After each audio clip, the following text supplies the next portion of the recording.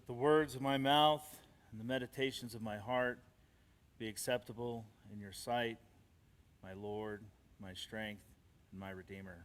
Amen. Good morning.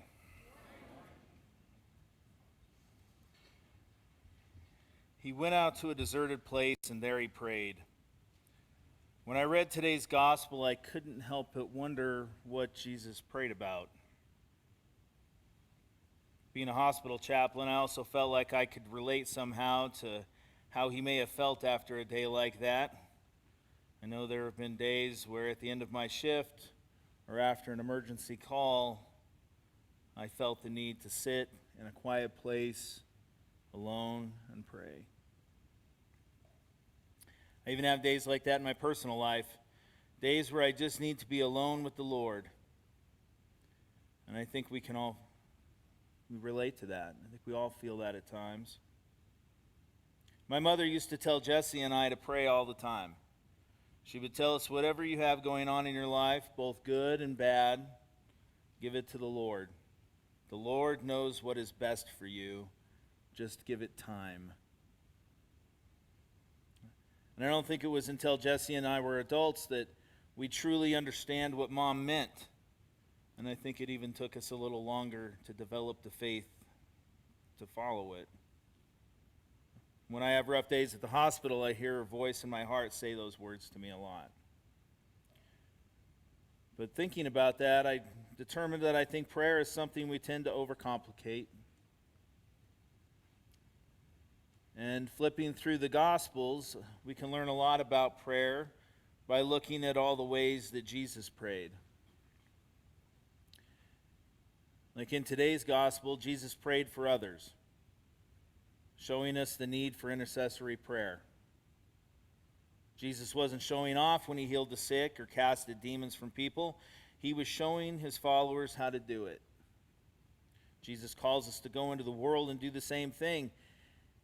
So it only makes sense that there would be some on-the-job training. Jesus prayed with others. Jesus prayed alone a lot, but he also knew the value of praying with others, showing us the need for community and fellowship. The church isn't the church isn't this building, it's us. And Jesus knew that the focus on the building was an old and tired idea that needed to go away. Jesus prayed alone. As much as Jesus understood the value of praying with and for others, he also understood the need to pray alone. He knew we needed to embrace the fact that we have a personal relationship with a God who not only knows and understands us, but also loves us unconditionally. He was teaching us to be vulnerable with God. Jesus prayed in nature, and I can't imagine a better place to commune with our Creator than among the wonders of nature. Jesus recognized that we were surrounded by so much that is man-made that sometimes it's difficult for us to remember that it is not our world, but God's.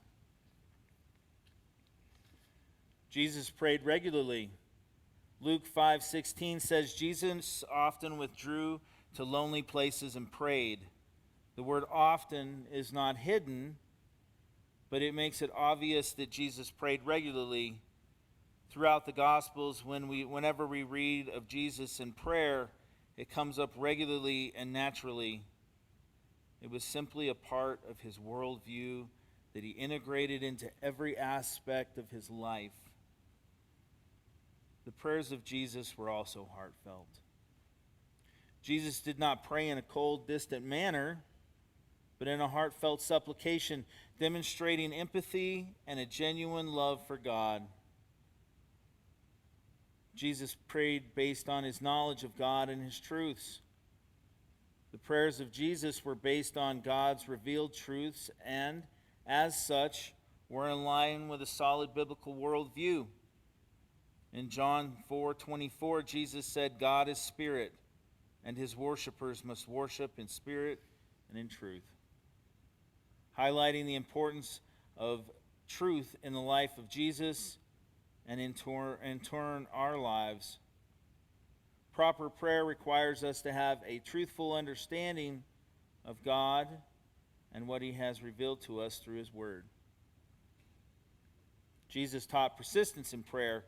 Luke 18:1 says, "Then Jesus told his disciples a parable to show them that they should always pray and not give up."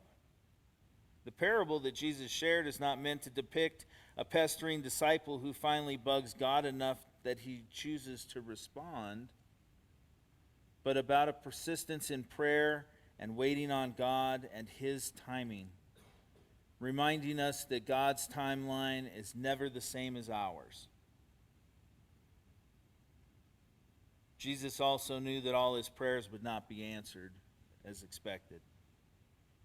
This is a difficult prayer lesson to learn. But the fact of the matter is that not all of our prayers are answered in the ways that we expect. Even Jesus knew this hard lesson as he cried out to God the Father from the Garden of Gethsemane.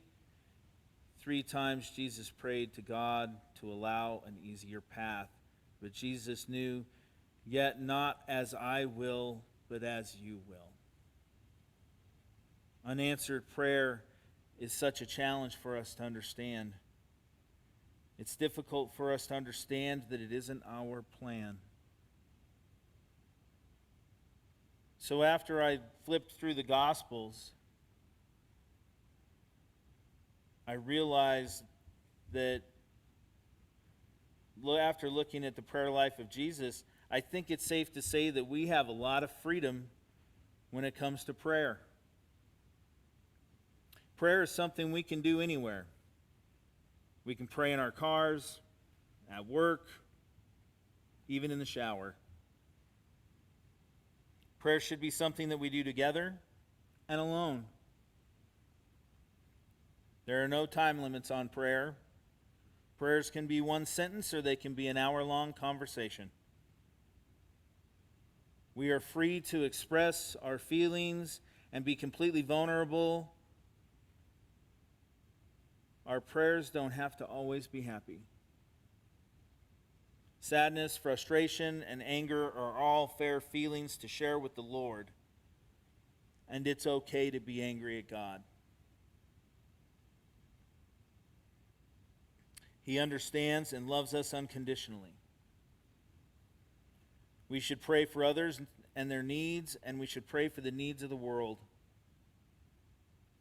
It's okay to pray for ourselves and ask for things for ourselves. We should pray for the good things in our lives as well as the bad.